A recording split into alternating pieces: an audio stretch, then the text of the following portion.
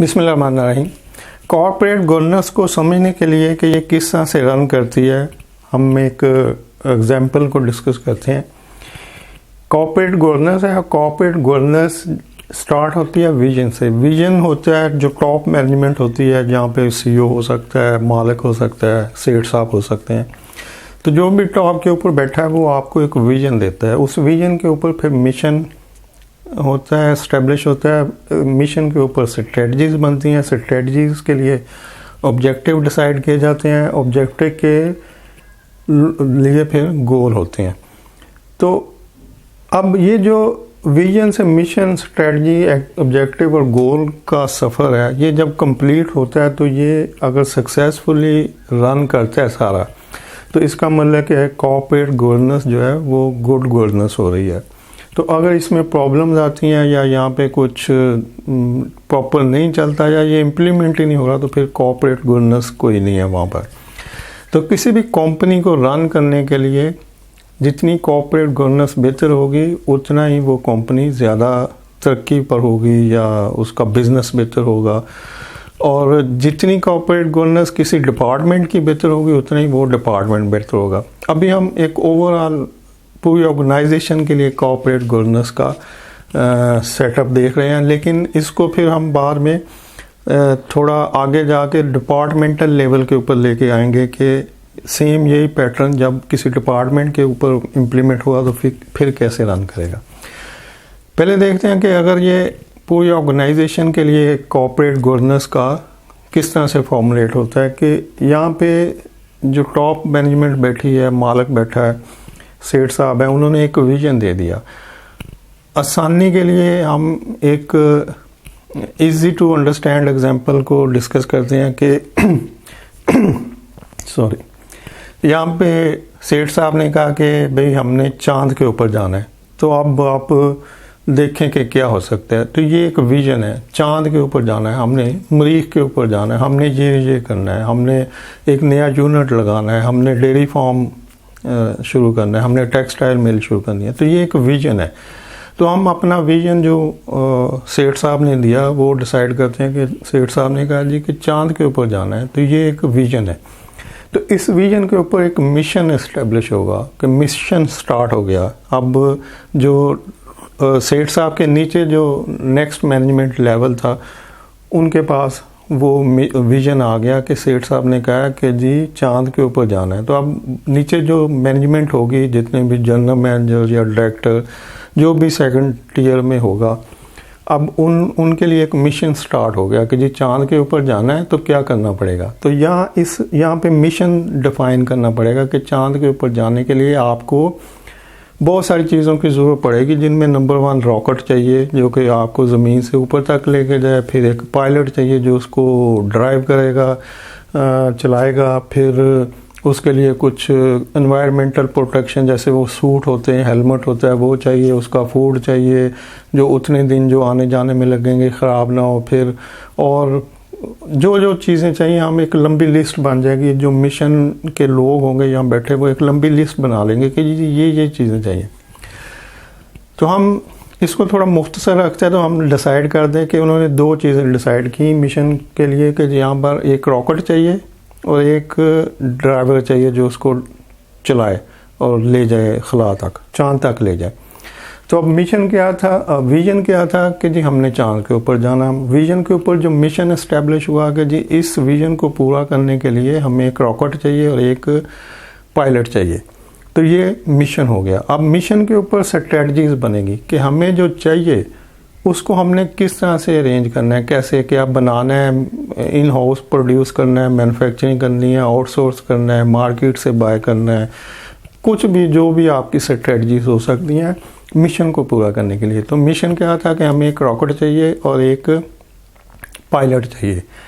तो अब इस मिशन को पूरा करने के लिए जो स्ट्रेटजीज बनेंगी वो ये बनेंगी कि हमने एक जो रॉकेट है वो मार्केट से आउटसोर्स कर लेना है, रेंट के ऊपर ले लेना है या ख़रीद लेना है, और एक जो पायलट है उसको हायर कर लेना है और उसके लिए हम HR डिपार्टमेंट को रिक्वेस्ट करेंगे या हम कोई कंसल्टेंट हायर कर लेते हैं जो कि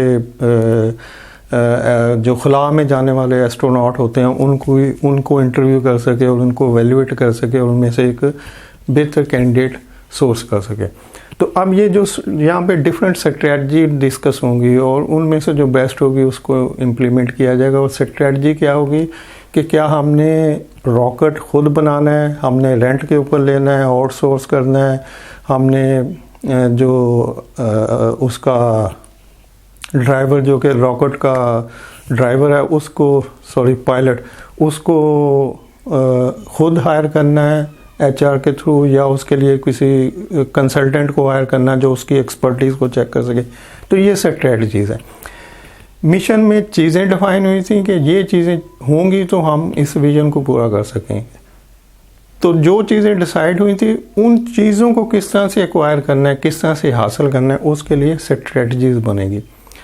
अब इन स्ट्रेटजीज़ को पूरा करने के लिए ऑब्जेक्टिव्स होंगे। ऑब्जेक्टिव होते हैं कि जब आप किसी काम को करने के लिए कुछ टाइम लिमिट दे देते हैं, कुछ उसके लिए फाइनल कर लेते हैं कि जी ये यहाँ से यहाँ तक ऐसे हो जाएगा, तो ये आपका ऑब्जेक्टिव है कि ये काम मैंने करना है लेकिन मैंने इस लिमिट के अंदर रहते हुए करना है, या मैंने अब इससे इतनी देर में करना है। तो ये आपका ऑब्जेक्टिव है। काम आपने यहाँ पे सोच लिया, यहाँ पे आपने डिसाइड कर लिया कि यहाँ पे ये सोचा कि काम करना है, और यहाँ पे ये सोचा कि किस तरह से करना है, और यहाँ पे सोचा कि इतने टाइम में करना है। तो ये जो दो काम आपने करने थे कि जी ये हमने रेंट के ऊपर ले लेना है, जो रॉकेट है और जो पायलट है इसको हमने HR के थ्रू हायर करना है, ये आपने यहाँ पे सोच लिया। अब इसके लिए आपने ऑब्जेक्टिव बनाया कि हमने ये विदिन 1 मंथ करना है। आज की डेट से अगले माह की सेम डेट तक हम रॉकेट और पायलट दोनों यहाँ पर अवेलेबल होंगे। तो ये ऑब्जेक्टिव है। जब ये डिसाइड हो गया कि जी नेक्स्ट मंथ इसी डेट तक ये दोनों चीज़ें यहाँ पे अवेलेबल होंगी, तो ये आपके ऑब्जेक्टिव हो गए। और इस ऑब्जेक्टिव को मॉनिटर करने के लिए आप गोल्स डिसाइड करेंगे कि क्या ये ऑब्जेक्टिव पूरा हो रहा है, यानी कि क्या हमने हमारा काम किस सतह के ऊपर किस प्रोग्रेस में है, रॉकेट जो रेंट आउट करना था वो कहाँ तक पहुँचा है, जो बंदा हायर करना था पायलट वो कहाँ तक पहुँचा है। तो अब इसकी जो मॉनिटरिंग हो रही है वो आपके गोल्स हैं। जब ये गोल्स सक्सेसफुली पूरे होंगे कि आपकी जो मॉनिटरिंग है वो सक्सेसफुली पूरी होती हुई इसको अचीव करेगी कि आपने जो सोचा था कि हमने रॉकेट और पायलट इस डेट तक अरेंज कर लेना है, तो इसको अचीव करने के लिए आपकी जो मॉनिटरिंग हो रही है जब ये सक्सेसफुल होगी तो इट मीन्स कि ये दोनों चीज़ें अचीव हो चुकी होंगी। जब ये दोनों चीज़ें अचीव होंगी तो आपकी स्ट्रेटजी सक्सेसफुली फुलफिल हो गई कि जी आपने जो डिसाइड किया था कि 2 चीज़ें आएंगी, तो वो स्ट्रेटजीज़ भी सक्सेसफुल हो गई। स्ट्रेटजी सक्सेसफुल होने का मतलब है कि आपके पास अब ये दोनों चीज़ें अवेलेबल हैं, तो आपका मिशन कंप्लीट हो गया। और मिशन कंप्लीट होने का मतलब कि आपका जो विजन था कि हमने चांद के ऊपर जाना है, आपने उसके लिए सब चीज़ें रेडी करके तो इस डेट तक उसको फुलफिल करके तो अब आप फ्लाई करने के लिए तैयार हैं। तो इस तरह से vision, mission, strategy, objectives and goals जब ये इस सीक्वेंस में चलते हैं तो इसको कॉर्पोरेट गवर्नेंस कहा जाता है कि किसी कंपनी को हमने किस तरह से रन करना है। अब देखते हैं कि सेम एग्जांपल प्रोक्योरमेंट या सप्लाई चेन के ऊपर किस तरह से फिट आती है, क्योंकि और सप्लाई चेन या प्रोक्योरमेंट को हम किस तरह से रन करते हैं। जब भी हम डिपार्टमेंट को चलाने के लिए कुछ डॉक्यूमेंटेड कुछ प्रोसीजर पॉलिसीज बनाते हैं तो वो किस तरह से वर्कआउट होती हैं। सॉरी। अब सेम वही यहाँ पे सेठ साहब ने कहा कि भी एक नया यूनिट लग रहा है, तो मैं नहीं चाहता कि इस यूनिट की जो प्रोडक्शन है, आप फ़र्ज़ कर लें कि ये डेयरी मिल्क प्लांट यूनिट है, तो पीछे से रॉ मिल्क आएगा और आगे पैक होगा, वो UHT सिस्टम वहाँ से गुजरेगा और टेट्रा पैक में पैक होगा और आगे सेल हो जाएगा, सेल के लिए चला जाएगा। तो अब सेठ साहब कह रहे हैं कि भाई जो भी रॉ मिल्क पीछे से सप्लायर से आना है उसकी क्वालिटी में कोई प्रॉब्लम नहीं आनी चाहिए। मैं नहीं चाहता कि मेरी प्रोडक्ट आगे सेल के लिए जाए तो वहाँ पे किसी प्रॉब्लम में आ जाए। तो एक्सीलेंट क्वालिटी रॉ मटेरियल मुझे चाहिए और ये प्रोक्योरमेंट और सप्लाई चेन दोनों इंश्योर करें कि ये क्वालिटी में कोई प्रॉब्लम नहीं आएगी। तो ये सेठ साहब ने विजन दे दिया अपना। जब ये विजन उन्होंने दे दिया तो अब इसके ऊपर जो सेठ साहब के नीचे सेकंड टियर में जो मैनेजमेंट थी, वो डायरेक्टर हो सकते हैं, जनरल मैनेजर हो सकते हैं। तो वो सारे जनरल मैनेजर जो सेठ साहब के नीचे काम कर रहे थे, जब उनको ये इंस्ट्रक्शन हो गई कि भाई ये चीज़ें नहीं आई, ये प्रॉब्लम नहीं आनी चाहिए रॉ मिल्क जो आ रहा है, तो अब यहाँ पे जो सेकंड टियर में मैनेजमेंट, अब वो मैनेजमेंट क्या हो सकती है, वो प्रोक्योरमेंट हेड हो सकता है, सप्लाई चेन हेड हो सकता है, एक ही या दो डिफरेंट लोग हो सकते हैं। तो अब ये इन लोगों के पास मिशन आ गया कि ये विजन था हमारा और अब हमने इसके ऊपर मिशन करना है कि जी रॉ मिल्क जो आएगा उसकी क्वालिटी किसी सूरत में इन्फीरियर नहीं होनी चाहिए। तो अब इस मिशन के लिए कुछ यहाँ पे वो देखेंगे कि हमें क्या करना पड़ेगा। अब एक तरीका तो ये है कि हर चीज़ जब भी इन होती है स्टोर में गेट से अंदर फैक्ट्री के, तो उसको क्वालिटी को चेक किया जाता है। लेकिन वहाँ ये प्रॉब्लम आती है कि जब क्वालिटी चेक की जाती है तो या तो वो एक्सेप्ट हो जाएगी कि ठीक है ये अच्छी क्वालिटी है, और अगर वो अच्छी नहीं होगी तो वो रिजेक्ट होगी और वापस चली जाएगी। तो अगर वो वापस चली जाती है रिजेक्ट होके, तो इसका मतलब कि आपकी प्रोडक्शन स्टॉप हो गई, कि क्योंकि आपने जो कल के लिए जो पैकिंग होनी थी वो दूध तो रिजेक्ट करके भिजवा दिया। तो इसका मतलब कि यहाँ मिशन में ये डिसाइड किया जाएगा, प्रोसीजर और पॉलिसी यहाँ पे बनाई जाएंगी कि भाई जो भी रॉ मिल्क आए वो यहाँ पे आके रिजेक्ट ना हो। हमें कुछ ऐसा करना चाहिए कि वो रॉ मिल्क वहीं पे उसकी क्वालिटी को चेक कर लिया जाए, अगर वो ठीक हो तो आगे आए, अदरवाइज़ वहीं पे कुछ और अरेंजमेंट किया जाए और हमें जितनी क्वालिटी चाहिए, क्वांटिटी चाहिए, वो यहाँ पे फैक्ट्री में गुड कंडीशन में आनी चाहिए। तो अब ये मिशन डिसाइड हो गया कि हमने ये चीज़ें करनी है ताकि इस विजन को पूरा किया जा सके, कि हमें क्वालिटी का सिस्टम अपने इनकमिंग पे नहीं रखना, गेट के ऊपर नहीं रखना कि जब चीज़ आए तो उस वक्त चेक किए। हमें इसके लिए जिस जगह से ये सप्लाई हो रहा है सप्लायर के एंड के ऊपर, वहाँ पे कुछ करना चाहिए क्वालिटी का अरेंजमेंट, ताकि हमारी वहीं से सप्लाई एक्यूरेट आए, और अगर ना हो तो वहाँ पे उस सप्लायर से जो गुड क्वालिटी मिल्क है वही वहाँ से डिस्पैच कराया जाए।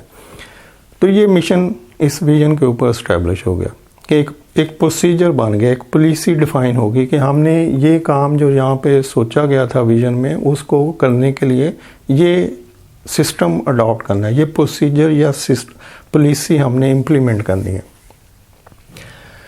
तो अब जब ये मिशन डिसाइड होगा तो इसको करने के लिए फिर से स्ट्रेटजी बनाई जाएगी। तो यहाँ पे क्या डिसाइड हुआ था कि हमने जो क्वालिटी कंट्रोल का सिस्टम है वो सप्लायर के एंड पे लगाना है या देखना है या वहाँ पे करना है, परफॉर्म करना है, ताकि वहीं से चीज़ें अच्छी आएँ। तो इसको करने के लिए अब स्ट्रेटजी बनेगी कि ऐसे करते हैं जी कि एक टीम बना देते हैं 2 बंदों की, एक बंदा 1 दिन के इंटरवल से जाएगा, यानी आज जो जाएगा वो परसों जाएगा, फिर कल दूसरा बंदा जाएगा, फिर वो 1 दिन छोड़ के आगे जाएगा। तो 2 बंदों की एक टीम होगी जो एक दिन एक जाएगा, दूसरे दिन दूसरा जाएगा, और इस तरह से वो कंटिन्यू करते जाएंगे और वो सप्लायर के एंड पे मिल्क को टेस्ट करेंगे और वहीं से उसको इंश्योर करेंगे कि उसकी क्वालिटी गुड क्वालिटी है, और अगर नहीं है तो वो सप्लायर से दूसरा जो गुड क्वालिटी मिल्क होगा वो ही डिस्पैच करेंगे। तो ये यहाँ पे स्ट्रेटजी बन गई।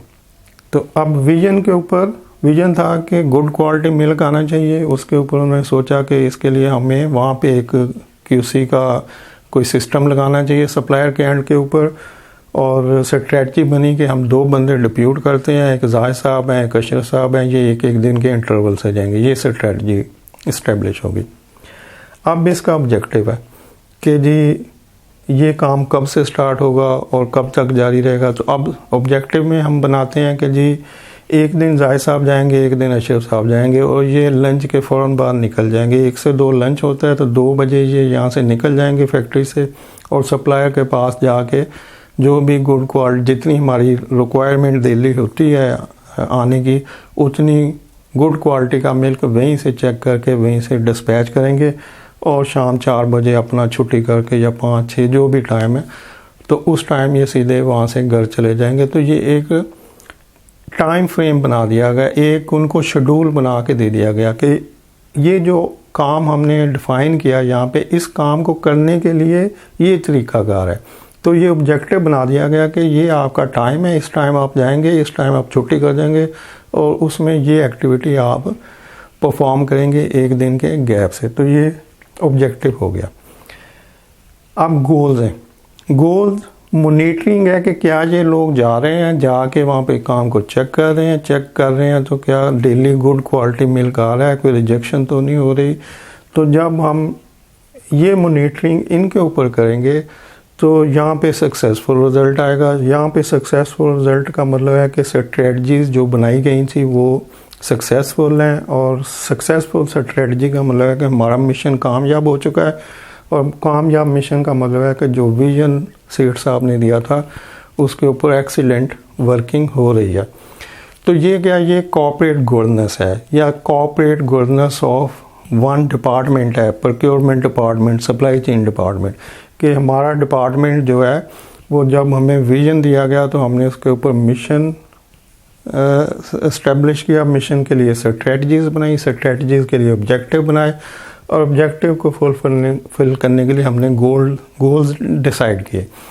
तो जब गोल डिसाइड किए तो ये गोल्स इन ऑब्जेक्टिव को मॉनिटर कर रहे होते हैं। मॉनिटरिंग का फ़ायदा होगा कि यहाँ पे सक्सेसफुल रिजल्ट आएगा। सक्सेसफुल ऑब्जेक्टिव का मतलब है कि आपकी स्ट्रेटजीज़ फ्लॉप नहीं हुई, आपकी स्ट्रेटजीज़ कामयाब हो गई हैं। और अगर यहाँ पे गोल्स जो हैं वो देखते हैं कि ऑब्जेक्टिव फुलफिल नहीं हो रहे, मॉनिटरिंग में पता चलता है यहाँ प्रॉब्लम्स हैं, तो ये प्रॉब्लम इन स्ट्रेटजीज़ को फ्लॉप कर देंगी। तो यहाँ पे फिर आपको दोबारा स्ट्रेटजीज़ बनानी पड़ेंगी। तो अगर ये स्ट्रेटजीज़ कामयाब है तो फिर इसका मतलब मिशन कामयाब है। अगर ये स्ट्रेटजीज़ फेल हो गई हैं तो मिशन भी फेल हो गया।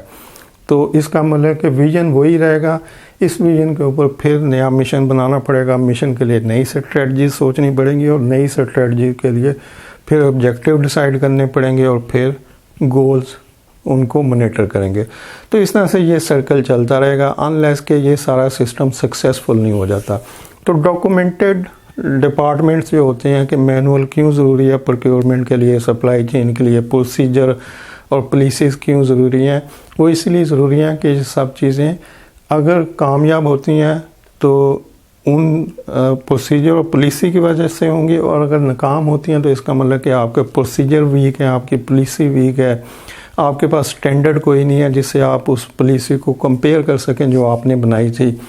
तो सक्सेसफुल जो डिपार्टमेंट रन कर रहे होते हैं, जो कामयाबी से प्रोक्योरमेंट डिपार्टमेंट रन कर रहा होता है, उसके पीछे यही कॉर्पोरेट गवर्नेंस होती है जो कि स्टैंडर्ड, पॉलिसी, प्रोसीजर और गाइडलाइंस के ऊपर डिपेंड कर रही होती है। Hope for understanding. Thank you, Allah हाफिज़।